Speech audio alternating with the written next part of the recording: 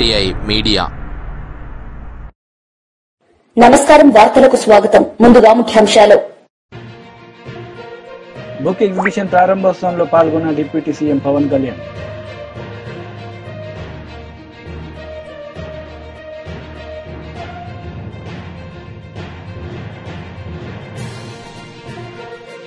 BJP leader press meet, పలు అంశాలపై వివరణ.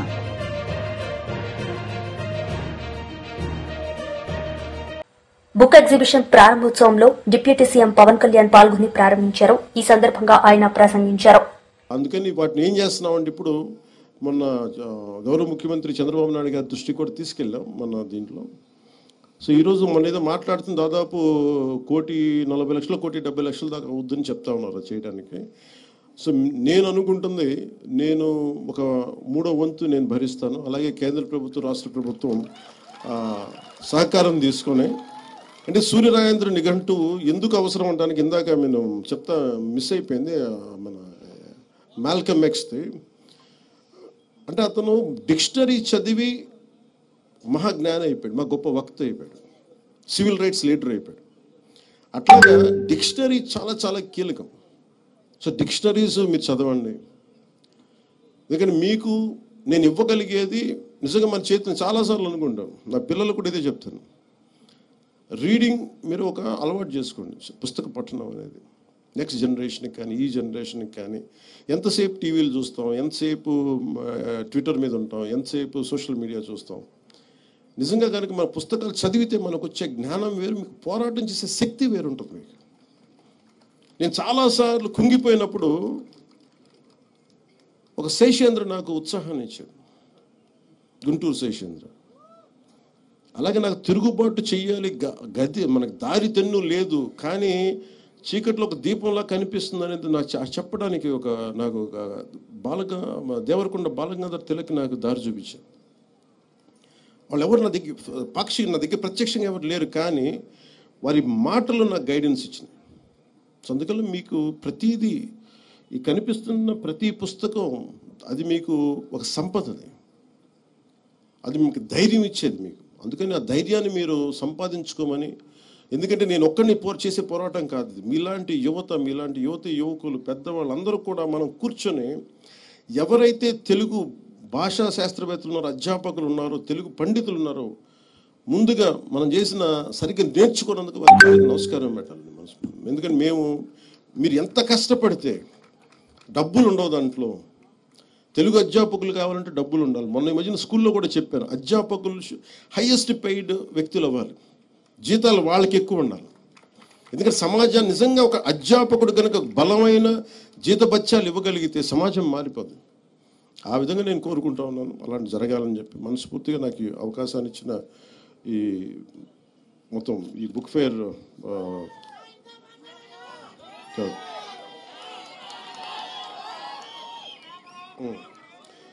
అంటే చిరిగిన చొక్కా అయినా తుడుక్కో కానీ ఒక మంచి పుస్తకం కొనుక్కోవాలి. ఇది వీరేశలింగం పంతులు గారు, చొక్కా చినిగిపోయిన పర్లేదు కానీ మంచి పుస్తకం ఉండాలి. అలాగే మనకి పుస్తకాలు లేకుండా నేను రోడ్డు మీదకి బయటికి రాను. ఇప్పుడు నేను చాలాసార్లు వెళ్ళినప్పుడు నాకు భయం వచ్చేస్తుంది, పుస్తకాలు పక్కన లేకపోతే ఏదో కోల్పోయినట్టు.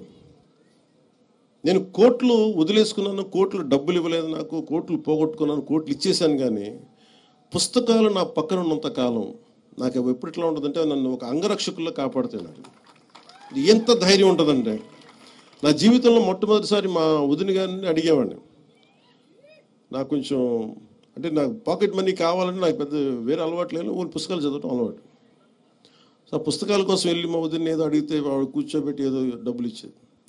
ఆ డబ్బులు చూడడం పరిగెత్తికి లేదు, బుక్ షాప్కి వెళ్ళి బుక్స్ కొనుక్కొని అలా అన్నీ కలెక్ట్ చేసుకున్నాయి. సరిపోయేగా, నాకున్న కోరిక సరిపోయేగా. నేను చాలాసార్లు ఒక తొలి ప్రేమకి కొంత డబ్బు వచ్చింది, ఎప్పుడు పుస్తకాలు చూసేవాడిని, కానీ నేను కోరుకున్న దానికి ₹1,00,000. మీరు ఊహించుకుంటే నా రెమ్యూనరేషన్ 15,00,000 అంటే నేను ₹1,00,000 పుస్తకం, 1,00,000 2 లక్షల పుస్తకాలు కొనుక్కున్నాను. అంటే వెళ్ళి పుస్తకాలు కొనుక్కున్న ఆ బుక్ షాప్లోకి వెళ్తే ఎంత అనిపించిందంటే, నేను ఏదో మొత్తం ఒక బ్యాంక్ వాల్ట్లోకి వెళ్తే కొన్ని లక్షల కోట్లు కనిపిస్తే ఎలా ఉంటుందో నాకు లోపల అలా ఉంది. చేతులు జేబులో డబ్బులు ఉన్నాయి, ఎదురుగా పుస్తకాలు ఉన్నాయి. ఒక్కొక్క పుస్తకాన్ని నాకు నచ్చిన పుస్తకం కంప్రెస్డ్ బయోగ్యాస్ యూనిట్స్ ని దేశంలోనే తొలిసారిగా మన రాష్ట్రంలో ప్రారంభించనుంది రిలయన్స్ అని కొలుసు పార్థసారథి అన్నారు. ఈ సందర్భంగా ఆయన మీడియాతో మాట్లాడారు. అందరికి తెలిసిందే రాష్ట్ర ఆర్థిక పరిస్థితి ఎంత ఘోరంగా ఉందో. గత ప్రభుత్వ దుష్పరిపాలన మూలంగా కానివ్వండి, లేకపోతే ఫైనాన్షియల్ మేనేజ్మెంట్ లో ఇండిసిప్లిన్ ఉండటం మూలంగా కానివ్వండి, లేకపోతే ఫండ్స్ డైవర్షన్ మూలంగా కానివ్వండి, రాష్ట్రం తీవ్రమైన ఆర్థిక ఇబ్బందులు ఉన్న విషయం అందరికి తెలిసిందే. దాదాపు ఈ ప్రభుత్వం వచ్చేటప్పటికి 40,000 కోట్ల రూపాయలు పెండింగ్ బిల్స్ కానివ్వండి, లేకపోతే ఎంప్లాయీస్ కి ఇవ్వాల్సిన బకాయిలు కానివ్వండి, వీటన్నిటిని చెల్లించుకుంటూ కూడా ఈ 6 నెలల్లో మరి పెన్షన్ పెంచిన ఎన్టీఆర్ భరోసా పథకాన్ని తీసుకొచ్చాం. అదేవిధంగా 3,000 నుంచి 4,000 రూపాయలకి పెన్షన్ పెంచడమే కాకుండా ఫిజికలీ హ్యాండిక్యాప్డ్ వాళ్ళకి 6,000, 15,000 రూపాయలు ఇచ్చే కార్యక్రమం కూడా చేశామని చెప్పేసి మనం చేస్తాను. అదేవిధంగా మెగా డిఎస్సి ద్వారా 16,500 పోస్టులు సుమారు అనౌన్స్ చేశాం. నెక్స్ట్ అకాడమిక్ ఇయర్ కల్లా ఎగ్జామ్ కండక్ట్ చేయడమే కాకుండా వాళ్ళందరూ కూడా అపాయింట్ చేయాలని చెప్పేసి ప్రభుత్వం ఆలోచన చేస్తున్న విషయం కూడా తెలిసిందే. మరి అదేవిధంగా గ్యాస్ సిలిండర్స్ కూడా మరి ఏదైతే సూపర్ 6 లో ప్రామిస్ చేశామో అవి కూడా ఇవ్వటం జరిగింది. అన్నా క్యాంటీన్ ని దాదాపు కొన్ని లక్షల మంది పేదవాళ్ళకి రోజు 3 పూట్ల కడుపు నింపే కార్యక్రమాన్ని మరి అన్న క్యాంటీన్లు ప్రారంభించడం ద్వారా చేస్తా ఉన్నామని చెప్పేసి మనం చేస్తా ఉన్నాను. మరి వీటన్నిటితో పాటు ఇంకా కొన్ని సూపర్ 6 లో పథకాలున్నాయి. మరి ముఖ్యమంత్రి గారు కేబినెట్ కూడా దీని మీద చర్చించింది. అనేక ఆర్థిక ఇబ్బందులు ఉన్నా కూడా గత ప్రభుత్వం ఎగ్గొట్టిన అనేక బకాయిల్ని ఈ ప్రభుత్వం తీర్చినా కూడా, అంటే ఉదాహరణకి రైతులకి ధాన్యం కొన్నది గాని బాధ్యతగా వాళ్ళకి డబ్బులు చెల్లించుకోకుండా 21 రోజుల్లో చెల్లిస్తానని చెప్పి ధాన్యం కొని కొన్ని నెలలు 4-5 నెలలు కూడా ధాన్యానికి డబ్బులు చెల్లించిన పరిస్థితి. అదేవిధంగా ఫీజు రింబర్స్మెంట్ కొన్ని వేల కోట్ల రూపాయలు బకాయిలు కానివ్వండి, వీటన్నిటిని చెల్లించుకుంటూ వీటిని సూపర్ 6 లో పథకాలను కూడా అమలు చేయాలని చెప్పేసి మరి నిర్ణయం తీసుకోవడం జరిగిందని చెప్పేసి మనం చేస్తాను. దేశంలో ఎక్కడా లేని విధంగా అనేక రాష్ట్రాలు ప్రయత్నం చేసినా కూడా రిలయన్స్ ఇండస్ట్రీస్ మన రాష్ట్రంలోనే పెట్టుబడి పెట్టడానికి ఇది కంప్రెస్డ్ బయోగ్యాస్ యూనిట్స్ ని దాదాపు 500 యూనిట్లు మన రాష్ట్రంలో స్థాపించడానికి ముందుకొచ్చిందని చెప్పేసి తెలియటానికి సంతోషిస్తామని చెప్పేసి కూడా మనం చేస్తాం.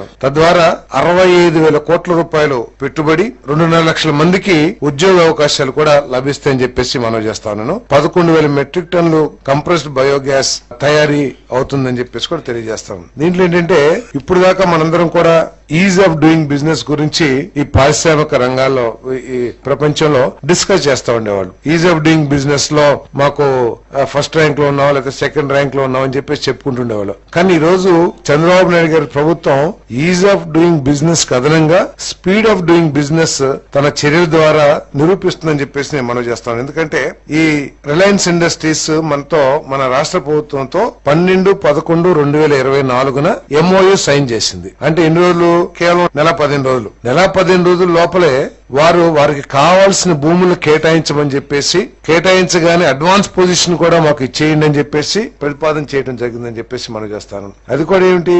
రాష్ట్రంలో ఉన్న వేస్ట్ ల్యాండ్స్ అది కూడా కొనుక్కోవడానికి కాదు, 15,000 రూపాయలు పర్ ఎకర్ లీజ్ చొప్పున రాష్ట్రంలో వివిధ జిల్లాల్లో ఉన్న వేస్ట్ ల్యాండ్స్ ని కేటాయించి అడ్వాన్స్ పొజిషన్ ఇవ్వమని చెప్పేసి ప్రతిపాదించడం జరిగింది. అంతేకాకుండా ఈ వేస్ట్ ల్యాండ్స్ సరిపోకపోతే రైతుల దగ్గర నుంచి వారే పర్ ఎకర్ 30,000 రూపాయలు లీజ్ చెల్లించి రైతులకి ఆ భూమిని వారు సేకరించుకుంటారు. అంటే 11,000 టన్నుల CBG తయారు, అంటే కంప్రెస్డ్ బయోగ్యాస్ తయారు చేయడానికి కావాల్సిన భూముల్ని, అంటే నేపియర్ గ్యాస్ ఇదంతా కూడా పెంచాలి, గ్రాస్. దానికోసం కావాల్సిన భూముల్ని మన దగ్గర ఉన్న రాష్ట్ర ప్రభుత్వ ఆధీనంలో ఉన్న వేస్ట్ ల్యాండ్స్ ని వాళ్ళకి 15,000 రూపాయలు, అదేవిధంగా వారు సొంతంగా సమకూర్చుకునే రైతుల భూములకి 30,000 రూపాయలు వారు చెల్లిస్తారని చెప్పేసి కూడా ఈ సందర్భంగా తెలియజేస్తాను. మాజీ మంత్రి అంబటి రాంబాబు మీడియా సమావేశం నిర్వహించారు. ఈ సందర్భంగా ఆయన మాట్లాడారు. పవన్ కళ్యాణ్ గారి సినిమాలో కూడా ఖుషి అని కూడా దానిలో పెట్టినట్టున్నారు. ఆడువారి మాటలకు అర్థాలే వేరులే అని ఇప్పుడు అనిపిస్తుంది నాకు. బాబు గారి మాటలకు అర్థాలే వేరులే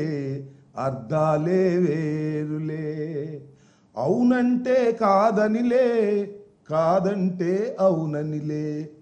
చక్కగా సూట్ అయిపోద్ది దీనికి. చంద్రబాబు నాయుడు గారికి కక్ష లేదు అంటే కక్ష ఉంది అని అర్థం. చంద్రబాబు నాయుడు గారు నేను నిప్పు లాంటి మనిషిని అన్నాడు అనుకోండి, ఆయన పెద్ద తుప్పు లాంటి మనిషి అని అర్థం. నేను అసలు తప్పే చెయ్యను అన్నాడంటే నిత్యం తప్పులు చేస్తాడని అర్థం.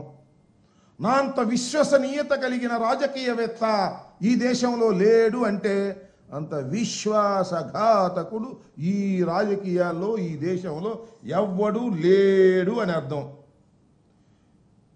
నేను అందరినీ విశ్వసిస్తాను అంటే ఎవరిని నిశ్వసించను అని అర్థం. నేను అక్రమాలు చెయ్యను అన్నాడా, రోజు అక్రమాలు చేస్తాడని అర్థం. నేను ఇదంతా ఎందుకు మీకు ప్రత్యేకంగా చెప్పాల్సిన అవసరం ఏముంది? చంద్రబాబు నాయుడు గారు ఉమ్మడి రాష్ట్రం అయిపోయిన తర్వాత, విడిపోయిన తర్వాత హైదరాబాద్లో ఒక ఎమ్మెల్సీని కొనడం కోసం డబ్బులు సరఫరా చేస్తూ లైవ్లో దొరికిపోయాడు. అవునా? నేనన్నా కల్పించానేది? అదే మా వాళ్ళు బ్రీఫ్డ్ మీ కేసులో అంత లైవ్లో దొరికిపోయినా కూడా నా అంత నిజాయితీ పరుడు ఎవడో లేడు నమ్మని అంటాడు. ఈ పత్రికలేమో వాళ్ళు చంద్రబాబు నాయుడు గారు అంత నిజాయితీ పరులు ఎవరు లేరండి, ఈ భారత రాజకీయాల్లో ఆయనంత స్వచ్ఛమైనటువంటి రాజకీయ నాయకుడు ఎవరు లేరు అని చెప్తాడు. మనం నమ్మాలి. అంత పెద్దగా లైవ్లో దొరికిపోయినా కూడా మహానుభావుడు భలే మేనేజ్ చేసుకుంటాడులే. చక్కగా వ్యవస్థలన్నిటినీ మేనేజ్ చేసుకుని తప్పుకుని బయటికి రాగలిగినటువంటి, ఎన్ని ఘోరాల నుంచి అయినా తప్పుకుని రాగలిగినటువంటి గొప్ప వ్యక్తి చంద్రబాబు నాయుడు గారు. నేను మీ అందరికీ గుర్తు చేస్తా, చంద్రబాబు నాయుడు గారు ఎన్నికలకు ముందు మా మీద ఎన్ని అపవాదులు వేశాడండి. 14 లక్షల కోట్ల రూపాయలు అప్పు చేసింది రాష్ట్ర ప్రభుత్వం మమ్మల్ని, జగన్మోహన్ రెడ్డి గారి ప్రభుత్వాన్ని. చివరికి ఎంతయ్యా అప్పు చేసింది అంటే కేవలం 6,44,531 కోట్లే తేలింది. 14 లక్షలు ఎక్కడదా, 6,46,000 కోట్లు ఎక్కడ? చూడండి, డబుల్ కన్నా ఎక్కువ చెప్పేశాడు. అబద్ధాలు చెప్పడంలో మొత్తం భారతదేశ రాజకీయాల్లో ఇంత గొప్ప వ్యక్తి మరొకరు లేరు అని చెప్పవలసినటువంటి అవసరం ఉంటుందని మనం చేస్తున్నాం. అంతేకాదు, ల్యాండ్ టైటిలింగ్ యాక్ట్ రాగానే రద్దు చేస్తామన్నాడు, రద్దు చేశాడు. కానీ దానిలో ఉన్న విషయాలన్నీ కూడా ఇవాళ మోస్తున్నటువంటి విషయం మీకు గుర్తు చేస్తూ ఉన్నాను. అంతేకాదు, ప్రభుత్వ భవనాలకు 4,000 కోట్లు ఖర్చు పెట్టింది ఈ ప్రభుత్వం అని మమ్మల్ని అన్నాడు. ఏం జరిగిందండి? 100 కోట్లు లెక్క చెప్పాడు మొన్న. అంతేకాదు, ఇంత అప్పులు చేసి ఈ రాష్ట్రాన్ని శ్రీలంకగా చేస్తున్నారు అన్నారు. వాళ్ళు చంద్రబాబు నాయుడు గారు వచ్చేప్పటికి ఎంత చేశాడు? ఎన్ని లక్షలు వేసాయండి? 1,09,000 కోట్ల రూపాయలు ఈ రోజుకి అప్పు చేసినటువంటి ఘనుడు నారా చంద్రబాబు నాయుడు గారు. అసలు విశ్వసనీయత గురించి మాట్లాడే హక్కు నారా చంద్రబాబు నాయుడు గారికి లేదు అని ఈ సందర్భంగా నేను చెప్తూ ఉన్నా. మీరు చూశారు, 4 సార్లు ముఖ్యమంత్రి అయ్యాడు. ఒకసారి కాదు, 4 సార్లు అయ్యాడు. అదృష్టం మహానుభావుడు, కొన్ని పరిస్థితుల వల్ల 4 సార్లు ముఖ్యమంత్రి అయ్యాడు. ఏ రోజునైనా ఈ 4 సార్లు కూడా ఇచ్చిన హామీని నెరవేర్చినటువంటి సందర్భం ఉందా? ఒక్కరోజు కూడా ఏదైతే మేనిఫెస్టోలో పెట్టాడో ఆ మేనిఫెస్టోలో పెట్టినటువంటి అంశాలను పూర్తిగా కానీ సగం కానీ పావు వంతు కానీ ఆచరించినటువంటి విశ్వాసఘాతకుడు నారా చంద్రబాబు నాయుడు గారు. ఇవాళ ఆయన ఇవన్నీ చెప్తా ఉన్నాడు. కక్ష సాధింపులు అసలు నా లక్ష్యమే కదండి. జగన్పై చర్య తీసుకోవడానికి సిక్కి ఒప్పందం లడ్డూలాగా దొరికిందంట. లడ్డూలాగా దొరికితే అసలు తినకుండా ఉంటావు నువ్వు. ఆ లడ్డు పుచ్చిపోయినా తింటావు, ఏ లడ్డు అయినా తింటావు, కానీ అది తిన్నావా నీ గొంతు పట్టుకుంటుంది. దీనిలో ఏమీ లేదు అనే విషయం తెలిసిన తర్వాత ఏమీ చేయలేని ఒక స్థితిలోకి నువ్వు ఉన్నావు. ఇవాళ నేను చూసా, ఇంతకుముందే వచ్చే ముందు ఆదాని మీద యాక్షన్ తీసుకోడంట. అక్కడ తేలితే కానీ ఇక్కడ తీల్చుకోనని చక్కగా తప్పుకున్నాడు. దానిలో ఏమీ లేదనే అంశం చాలా స్పష్టంగా అర్థమవుతా ఉన్నది ఈ రాష్ట్రంలో, దేశంలో, ప్రజానీకానికి అని మనం చేస్తున్నా. కక్ష సాధింపులు ఏమి లేవండి. చంద్రబాబు నాయుడు గారు మీరు ఏం చేశారండి? వైసీపీ లీడర్ పూత శివశంకర్ రెడ్డి మీడియా సమావేశం నిర్వహించారు. ఈ సందర్భంగా ఆయన మాట్లాడారు. వెంబడి ఉండేటువంటి నిర్మాణాలన్నీ కూడాను అక్రమమైనటువంటివి. కాంగ్రెస్ ప్రభుత్వము ఈ విధంగా అక్రమంగా నిర్మాణాలు చేపట్టింది వీరి సహాయంతో అని చెప్పి ఆ సమావేశం పెట్టి, తర్వాత కృష్ణా జిల్లా, గుంటూరు కలెక్టరేట్లలో వాళ్ళ యొక్క ఆ మెమొరాండమ్స్ ఇచ్చేస్తూ ఇరిగేషన్ శాఖ అధికారులకు కూడా ఇచ్చి నానా చిందులేశారు. ఇమ్మీడియట్ గా నోటీసులు ఇవ్వండి, కూల్చేయండి, ఇది అక్రమైనటువంటి ప్రాంతము, నదీ పరివాహ ప్రాంతము, నది ఫ్లోటింగ్ అడ్డుపడుతున్నాయి, దీనివల్ల వరదలు సంభవిస్తాయనేటువంటిది నానా హంగామా చేశారు. అది జరిగిన తర్వాత రాష్ట్రము విడిపోవడము, కొత్త రాష్ట్రం వచ్చిన తర్వాత తెలుగుదేశం పార్టీ అధికారంలోకి రావడము, వచ్చిన తర్వాత కూడా 2014 డిసెంబర్ 31వ తారీఖున మంత్రివర్గం ఏర్పాటు చేసుకుని ఉన్నటువంటి అప్పుడు మంత్రి ఇరిగేషన్ శాఖ మంత్రి దేవినేని ఉమామహేశ్వరరావు గారు బోటులో వెళ్తూ విలేకరులందరినీ తీసుకొని వెళ్ళేసి అధికారులను ఈ నిర్మాణాలన్నీ కూడాను ఏదైతే ఇప్పుడు ఉన్నటువంటి చంద్రబాబు ఎస్టేట్ ఉంది కదా, లింగమనేని ఎస్టేట్, అదేవిధంగా ఆ కటకట్ట ప్రాంతంలో ఉన్నటువంటి బిల్డింగ్లన్నీ కూడా అక్రమ కట్టడాలు అని చెప్పి నానా హంగామా చేస్తూ మంత్రిగా ఉన్నటువంటి ఆయన ఇవన్నీ కూల్చాలనేటువంటి నోటీసులు ఇస్తున్నాము, అన్ని చేస్తున్నాం అన్నారు కదా. అది జరిగింది. నెక్స్ట్ డే 2015 జనవరి 1వ తారీఖున క్యాంపు కార్యాలయంలో చంద్రబాబు గారు ముఖ్యమంత్రి గారు ఇప్పుడు 2015 జనవరి 1వ తారీఖున విలేకరులతో మాట్లాడుతూ ఇది అక్రమ కట్టడము, కాంగ్రెస్ వారు చూడు ఎంత దుర్మార్గంగా వివరిస్తున్నారో, నదులను కూడా వదిలిపెట్టట్లేదు, ఈ యొక్క లింగమనేని ఎస్టేట్ దగ్గర నుంచి అన్ని బిల్డింగులన్నీ కూడా అవన్నీ అక్రమంగా కట్టారు, ఇవన్నీ కూల్చేస్తామనేటువంటిది ఆయనే చెప్పారు. కొద్ది రోజులు ఏమైందో ఏమో తర్వాత, కానీ కొద్ది రోజులకి ఎవరైతే వీళ్ళు అక్రమ కట్టడాలు ఇవన్నీ కూడా అని నానా హంగామా చేశారో, చట్ట ప్రకారం కూడా అవన్నీ కూడా అక్రమ కట్టడాలు, అదే ప్రాంతంలో చంద్రబాబు గారి నివాసం ఏర్పరచుకున్నారు. అప్పటికే చాలా మంది తర్వాత కాలంలో అయితేనేమి మన మేధా పాట్కర్ గారు, BRS party leader Vinod Kumar media సమావేశం నిర్వహించారు. ఈ సందర్భంగా ఆయన మాట్లాడారు. రాష్ట్ర హైకోర్టు ఏర్పడ్డది. మరునాడు నూతన సంవత్సరం 2019 హాలిడే, పార్లమెంట్ కూడా హాలిడే.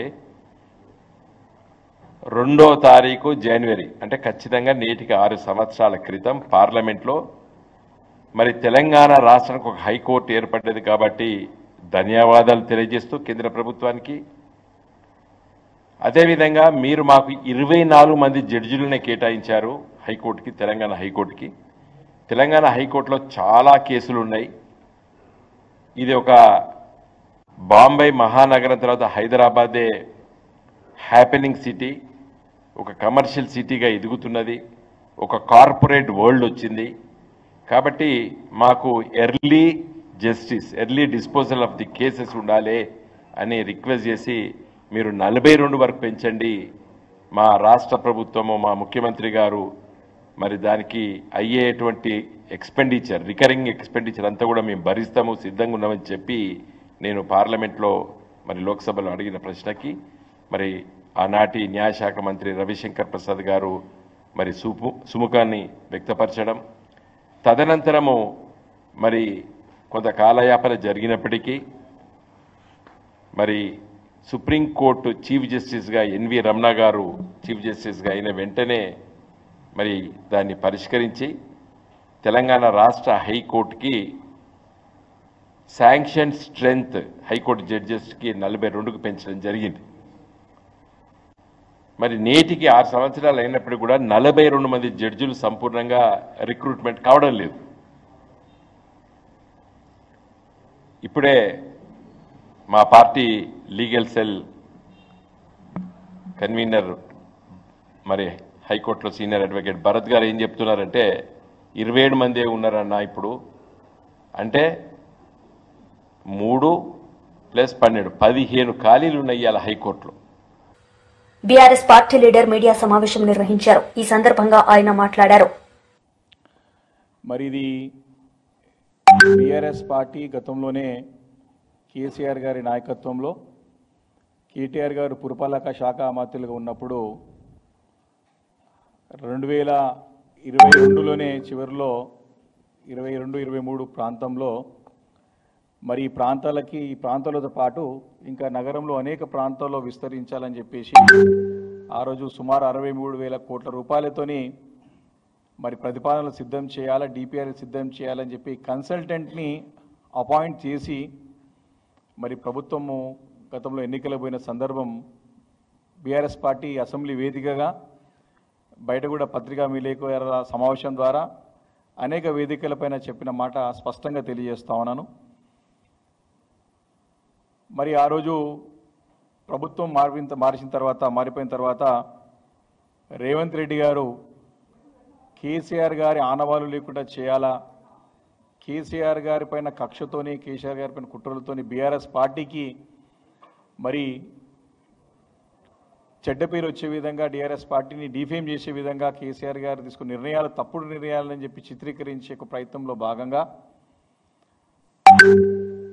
వారు అధికారంలో రాగానే బీఆర్ఎస్ పార్టీ తీసుకున్నటువంటి అప్పట్లో ప్రభుత్వంలో కేసీఆర్ గారు తీసుకున్న అనేక నిర్ణయాలని మరి వ్యతిరేకిస్తూ అమలయ్యే పనులను కూడా క్యాన్సిల్ చేసి ఇవన్నీ తప్పుడు నిర్ణయాలని చెప్పే ప్రయత్నం గత సంవత్సరం కాలం పాటు అంతా కూడా చేసినాడు. గడిచిన సంవత్సరం అంతా కూడా మరి తప్పుడు తడకల నిర్ణయాలతోని విధ్వంసకరమైనటువంటి అరాచకమైనటువంటి నిర్ణయాలు తీసుకొని అభివృద్ధిని అంతా కూడా తొంగలో తొక్కి అభివృద్ధిని కూడా అంతా కూడా నడ్డి విరిసే విధంగా అంటే అభివృద్ధి ముందుకు తీసుకుపోయే విధంగా కాకుండా అన్నీ కూడా గత సంవత్సరం కాలం పాటు ప్రభుత్వం వచ్చిన తర్వాత మొన్న 31 డిసెంబర్ వరకు కూడా అన్ని నిర్ణయాలు కూడా తిరోగమన నిర్ణయాలే, అన్నీ కూడా తుగ్లక్ నిర్ణయాలే. వారు తీసుకున్న ప్రతి నిర్ణయం ప్రజల నుంచి వ్యతిరేకత, ప్రజల నుంచి ఆందోళనలు వచ్చినటువంటి సందర్భాల్లో వాటిని చక్కదిద్దే ప్రయత్నం చేయక డైవర్షన్ పాలిటిక్స్ కూడా చేసిన సంగతి మనందరం కూడా సంవత్సరం కాలం పాటు చూసాం. దానికి ఒక బెస్ట్ ఎగ్జాంపులే నిన్న నూతన సంవత్సరం సందర్భంగా వారు ప్రకటించిన నిర్ణయం స్పష్టంగా అర్థమవుతా ఉంది. ఎందుకు ఈ మాట చెప్తా ఉన్నానంటే ఇదే మెట్రో రైల్ని మరి ఆ రోజు ప్రభుత్వం కేసీఆర్ గారు తీసుకునే నిర్ణయమే బీజేపీ లీడర్ మీడియా సమావేశం నిర్వహించారు. ఈ సందర్భంగా ఆయన మాట్లాడారు. మరి రాష్ట్ర మంత్రి మండలికి బట్టి విక్రమార్క గారు మరి వారి సబ్ కమిటీ ఎందుకు ఆ నివేదిక రూపకల్పన చేసి ఇవ్వలేకపోయిందో, మరి ఎందుకోసం మరి దాదాపుగా చాలా జిల్లాలు వాళ్ళు పర్యటన చేసిండ్రు, కానీ ఇప్పటి వరకు దానికి సంబంధించినటువంటి మరి విధి విధానాలు ఏందో ఇప్పటి వరకు మీరు ప్రజలకు చెప్పలేకపోయినని మేము అడుగుతా ఉన్నాం. ఎల్లుండి జరిగేటువంటి క్యాబినెట్ మీటింగ్ 4వ తారీఖు సాయంత్రం జరిగేటువంటి క్యాబినెట్ మీటింగ్లో రైతు భరోసా స్కీమ్ అమలుకు నిర్ణయం తీసుకోవాలని చెప్పి భారతీయ జనతా పార్టీ డిమాండ్ చేస్తూ ఉన్నది. ఎల్లుండి సాయంత్రం క్యాబినెట్ భేటీ ఉంది కదా, మరి ఈలోగా రైతు భరోసా సబ్ కమిటీ తన నివేదికను మరి సబ్మిట్ చేయగలుగుతుందా, మరి దాని విధి విధానాలు రూపకల్పన చేసి మరి కమిటీకి మరి క్యాబినెట్కి సబ్మిట్ చేయగలుగుతుందో మరి తెలియజేయాల్సినటువంటి అవసరం ఉందని చెప్పి తెలియజేస్తూ ఉన్నాం. అంతేకాదు రైతులకు రైతు కూలీలకు ఇస్తామని చెప్పినటువంటి రైతు భరోసా కానీ రైతు కూలీలకు ఇస్తామన్నటువంటి సాయం కానీ 12,000 రూపాయల సాయం కానీ మరి ఎప్పటి లోపల ఇస్తారో రేపు మీరు క్యాబినెట్ నిర్ణయంలో మరి ఖచ్చితంగా తేల్చాలని చెప్పి మేము అడుగుతా ఉన్నాం. రబీ సీజన్ కూడా దాటిపోగా ముందే ఖరీఫ్ అయిపోయింది, ఖరీఫ్లో ఇవ్వలేదు, రబీ సీజన్ కూడా అయిపోతూ ఉన్నది, పెట్టుబడి సాయం కింద ఇస్తామన్నటువంటి డబ్బు ఇవ్వలేకపోతున్నారు. ఈ 2 సీజన్లు కలిపి ఒకేసారి మరి ఇస్తారా, మరి రేపు క్యాబినెట్లో డిసిషన్ తీసుకోవాల్సిన అవసరం ఉన్నది. గతంలో మీరు మోసం చేసి ముంచేసిన 500 రూపాయలు అడిషనల్గా 5,000 రూపాయల సంగతి దేవుడెరుగు. కనీసం రబీ ఖరీఫ్ సీజన్లో ఇవ్వాల్సినటువంటి 7,500 7,500 15,000 30,000 రూపాయల చొప్పున ఎకరానికి ఖచ్చితంగా ఎప్పటి లోపల ఇస్తారో రేపు సబ్ కమిటీ రేపు క్యాబినెట్లో నిర్ణయం తీసుకోవాల్సిందిగా భారతీయ జనతా పార్టీ తరఫున మేము డిమాండ్ చేస్తూ ఉన్నాం. ఎందుకంటే దాదాపుగా గత ప్రభుత్వం మీరు ఒకసారి లెక్కలు తీసుకుంటే 1,69,00,000 మంది రైతులకు గత ప్రభుత్వం 69 లక్షల మంది రైతులకు 1,53,00,000 ఎకరాలకు దాదాపు ఏటా 15,000 కోట్లకు పైగా రైతుల ఖాతాలో జమ అయ్యేటివి. ఒకవేళ 10,000 రూపాయల చొప్పున మీరు ఇవ్వాలని అనుకుంటే 1,53,00,000 ఎకరాలకు గాను 15,000 కోట్ల పైచిలకు డబ్బులు మరి ఖాతాలో పడేటివి. మరి మీరు పెంచినటువంటి 15,000 రూపాయల కాడికి మీరు ఎకరానికి ఇవ్వాలంటే మరి ఒక్క సీజన్కి గాను మరి దాదాపుగా 23,000 కోట్ల రూపాయలు మరి రైతు భరోసా కింద మీరు చెల్లించాలి. మరి మీరు బడ్జెట్కి అలొకేషన్ మాత్రం 15,000 కోట్లే చేశారు. 2 సీజన్లకు గాను మరి దాదాపు 46,000 కోట్ల రూపాయలు మీరు రైతు భరోసా కింద చెల్లించాల్సినటువంటి బకాయి మరి రైతులకు ఉన్నది కదా ఈ ప్రభుత్వం, మరి ఎందుకు ఇప్పటి వరకు దాని మీద నిర్ణయం తీసుకోలేకపోతా ఉన్నారు? ఈ 2 సీజన్లు కలిపి 46,000 కోట్ల రూపాయల మరి రైతు భరోసా కింద ఎప్పటి లోపల ఇస్తారో మరి తెలియజేయాల్సిన అవసరం ఉన్నది. అదే కాకుండా మీరు ఇస్తామని చెప్పినటువంటి మరి 12,000 రూపాయలు రైతు కూలీలకు కూడా ఎప్పటి లోపల చెల్లిస్తారో కూడా తెలియజేయాల్సిన అవసరం ఉన్నది. సంక్రాంతి లోపల అందజేస్తామని చెప్పినటువంటి రైతు భరోసా ఖచ్చితంగా 2 సీజన్లకు కలిపి రబీ ఖరీఫ్ కలిపి రైతుల ఖాతాల్లో మీరు వేయాల్సిందిగా భారతీయ జనతా పార్టీ డిమాండ్ చేస్తూ ఉన్నది. అంతేకాకుండా రైతు కూలీలకు మీరు ఇస్తామని చెప్పినటువంటి మరి దాదాపుగా 1,200 కోట్ల రూపాయలు ఏదైతే మీరు బడ్జెట్ అలొకేట్ చేశారో మరి అది కూడా వెంటనే సంక్రాంతి లోపల డిస్బర్స్మెంట్ చేయాలని చెప్పేసి భారతీయ జనతా పార్టీ మరి కోరుతా ఉన్నది. అంతేకాకుండా ఖరీఫ్ సీజన్ దాటి రబీ మొదలై రబీ కూడా ఇప్పుడు పెట్టుబడులు అయిపోయే సమయం వస్తూ ఉన్నా కూడా మీరు ఇప్పటి వరకు దాని మీద. వార్తలు ముగించే ముందు ముఖ్యాంశాలు మరోసారి. బుక్ ఎగ్జిబిషన్ ప్రారంభోత్సవంలో పాల్గొన్న డిప్యూటీ సీఎం పవన్ కళ్యాణ్.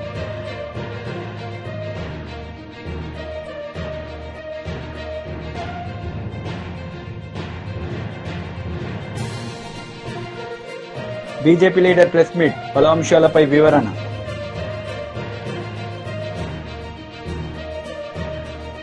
ఈ వార్తలు ఇంతటితో సమాప్తం. తిరిగి ప్రసారమయ్యే వార్తల్లో మళ్లీ కలుద్దాం. అంతవరకు సెలవు. నమస్తే.